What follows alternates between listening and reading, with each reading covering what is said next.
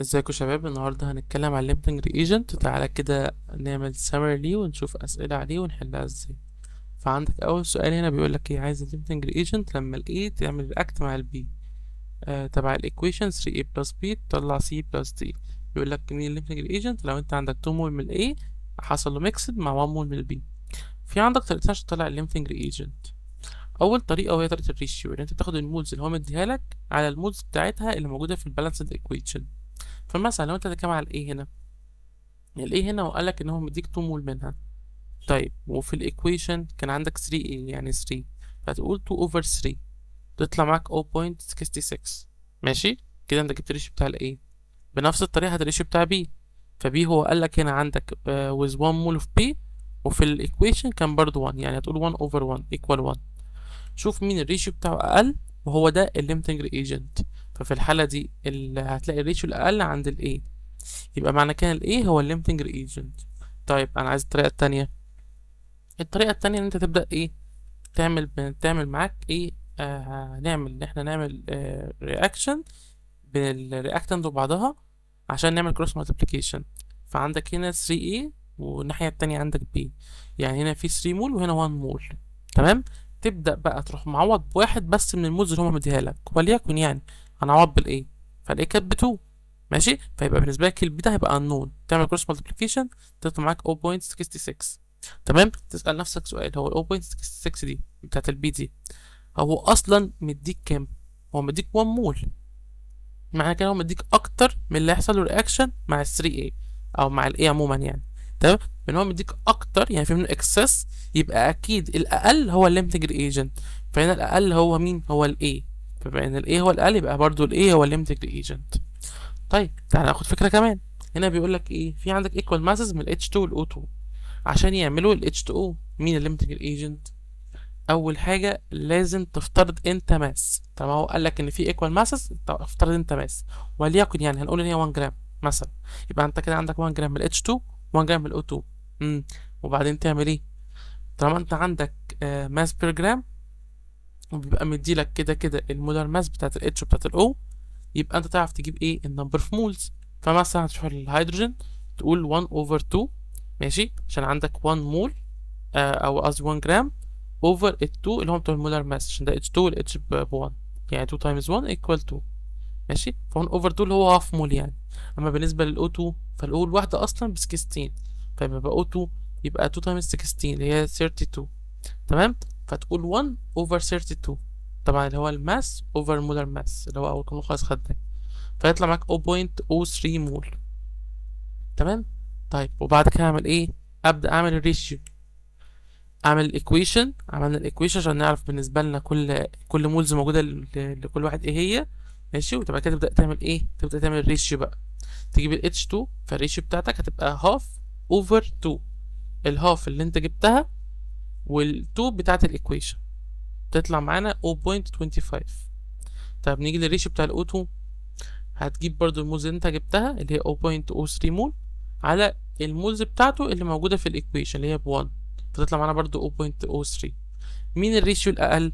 الريشيو الاقل هنا واضح من الشكل ان هو الاكسجين، يبقى الاكسجين هنا هو الليمتنج ريجنت. تمام.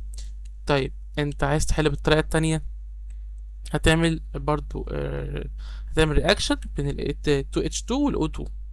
ونفترض اول حاجه انت عندك من الايكويشن اصلا في 2 مول من ال H و1 مول من ال O2. تمام. وتروح حاطط مثلا المولز بتاعت ال H اللي هو اديها لك اللي هي كانت 0.25، وكده يبقى عندك unknown اللي هو ال O2. تعمل كروس مالتيبليكيشن طلع معانا 0.125. تمام. طيب ال 0.125 ده بالنسبة لك أو أصلا كان طالع لك كام O2؟ كان طالع لك 0.03 مول. ماشي، يعني طالع لك 3% مول، وهو بيقول لك هنا فعلا مع 125 من 1000 مول، اللي هو يعتبر 1/10 مول. فطبعا ال3% هتبقى أقل من ال1/10 اللي موجودة أصلا. فمعنى كده إن أنت هو أصلا عشان تعرف تتفاعل مع ال H2 هتحتاج نمبر اوف مولز أكتر من اللي هو أصلا مديهولك. تمام. فمعنى كده يبقى الليمتنج ريجنت هو اللي يخلص الأول، اللي هو في الحالة دي يكون هو ال O2. يبقى ال O2 هنا هو الليمتنج ريجنت. طيب ناخد فكرة كمان. بيقول لك إيه؟ عايز الماس بتاعت الستيم. ماشي، لو أنت حطيت 4 مول من الأكسجين ل 2 مول من الهيدروجين. طيب نبدأ نعمل ايه؟ اول حاجة يا باشا اعمل الايكويشن اللي هي 2H2 plus O2 طلع 2H2O. وبعدين تبدأ تعمل ريشيو. هو قالك ان هو ادالك 4 مول من الاكسجين و2 مول من الهيدروجين، يبقى الريشيو بتاع ال H2 مثلا هتبقى 2 over 2. ال 2 اللي هو اديها لك على ال 2 بتاعت الايكويشن تطلع معانا 1.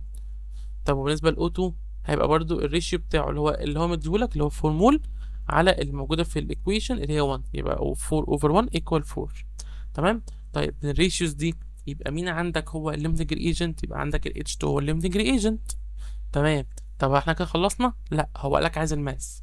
طب هو عايز الماس، تقدر تعمل رياكشن بين ال 2H2 لان هو الليمتنج ريجنت والبرودكت على طول اللي هو 2H2O. تمام. لو جينا عملنا ريليشن بينهم وبين بعضهم هتلاقي عندك هنا 2 مول هنا و2 مول هنا. طيب ومن السؤال هو اصلا قالك في الاخر ان في كام مول هو حاطه من الهيدروجين؟ حطيته برضو. يبقى الانون بتاعنا اللي هو بتاع الووتر هيبقى برضو 2 times 2 over 2 equal 2. ماشي. طيب هو مش عايز النمبر اوف مولز، هو عايز بالنسبه لك الماس. خلاص تاخد النمبر اوف مولز ده تروح ضربه في الايه، تبقى ضربه في المولر ماس. المولر ماس بتاع الووتر كانت equal 18، يعني تقول 2 times 18. 2 times 18 equal 36 جرام. تمام. ده كده بالنسبه للسؤال ده. طيب عندنا فكره كمان، بيقول لك ايه؟ عندك 2 مول من الالومنيوم كلورايد مع 3 مول من الصوديوم هيدروكسيد. How many moles of the excess reagent remain after the reaction is complete؟ يعني عايز النمبر اوف مولز اللي هيبقى unreacted. تمام. يبقى احنا عايزين نعرف اصلا الرياكتد قد ايه، وعشان نعرف الليله دي كلها محتاجين نعرف مين اصلا الليمتنج ريجنت. خلاص قشطه، باللي عندنا ده نعرف نعمل ريشيو. تعالى نعمل ريشيو ل AlCl3. هتلاقي بنقول هي 2 over 1، ال 2 اللي هو مديها لك على ال 1 اللي في الايكويشن يبقى تبقى equal 2. طب بالنسبه ل NaOH هتلاقيها 3 over 3 هتبقى equal 1. من اللي احنا شفناه ده كده مين الليمتنج ريجنت؟ كده الليمتنج ريجنت هو ال NaOH. طيب يبقى كده اقدر اعمل رياكشن بين ال AlCl3 وال NaOH، واشوف ال NaOH اللي هو الليمتنج ريجنت ده هيحتاج كام مول من ال AlCl3 فهيحصل له رياكشن معاه. فهنروح عاملين الايكويشن AlCl3 plus 3 NaOH، يعني هنا 1 وهنا 3. بعد كده نروح حاطين النمبر اوف مولز بتاعت الليمتنج ريجنت اللي هي كانت بالنسبه لنا 3 مول هنا، يبقى هيحصل له رياكتد مع 1 مول من AlCl3. طيب انت مديني كام مول من AlCl3؟ انت قلت لي 2 مول في الومنيوم كلورايد، انا هتفاعل مع واحد بس مول، فيبقى كده كام؟ يبقى كده unreacted هيبقى 2 minus 1 equal 1 مول. تمام. برضو دي كانت فكره تانية. طيب ناخد فكره كمان على الفكره بتاعه الليمتنج ريجنت. هنا بيقول لك ايه؟ عايز الماس بتاعه البي 4 O10. ماشي. لما تعمل 1.33 جرام اوف بي 4 to 5 جرام اوف اكسجين. طيب نعمل ايه؟ اول حاجه طالما انت لقيت عندك ماس بير جرام اكيد هتاخدها اوفر المولر ماس عشان تجيب نمبر اوف مولز. تمام. فتيجي للبي 4 مثلا تروح عامل ايه؟ الماس اوفر المولر ماس. خد بالك ان ده بي 4، يعني هو بيقول لك ان البي اصلا ب 31، يبقى تاخد 31 دي تعملها تايمز 4. تمام. فلما جينا عملناها طلع معانا النمبر اوف مولز 0.011. تمام. طيب نيجي نعمل نفس الكلام بالنسبه للاو2. فالاو2 هيبقى بالنسبه لنا تطلع معانا 0.156 مول. تمام كده. طيب كده احنا جبنا النمبر اوف مولز. طيب نبدا نعمل ايكويشن. طب الايكويشن بتاعتنا تبقى بي 4 بلس 5O2 هتطلع معانا بي 4O10. تمام كده احنا عملنا ايكويشن وجبنا نمبر اوف مولز. نبدا نعرف نعمل ريشيوز. كده نعرف نعمل ريشيوز. فاول حاجه نروح عاملين ايه؟ نجيب الريشيو بتاع البي 4 مثلا هيطلع معانا 0.011 over 1، تطلع مع نفس الرقم اللي هو 0.011. طب بالنسبه للاكسجين هيبقى عندك 0.156 over 5 تطلع معانا 0.03. تمام. طيب من الريشيوز دي مين اقل؟ من الريشيوز دي واضح ان البي 4 هو الريشيو بتاعه اقل، يبقى معنى كده البي 4 ده بالنسبه لك هو ايه؟ هو الليمتنج ريجنت. تمام. البي 4 هو الليمتنج ريجنت، يبقى تاخد الليمتنج ريجنت ده تفاعله مع البرودكت. طالما قال لك عايز ماس تاخد الليمتنج ريجنت تفاعله مع البرودكت على طول. فهنقول عندك هنا بي 4 بتطلع بي 4 او 10 صح كده؟ يعني لو عندك 1 مول من هنا يبقى في 1 مول هنا. طب انت عندك اصلا كام مول من الليمتنج ريجنت اللي هو البي 4؟ عندك 0.011، يبقى اكيد نفس الرقم هيبقى هو النمبر اوف مولز بتاع البي 4 او 10.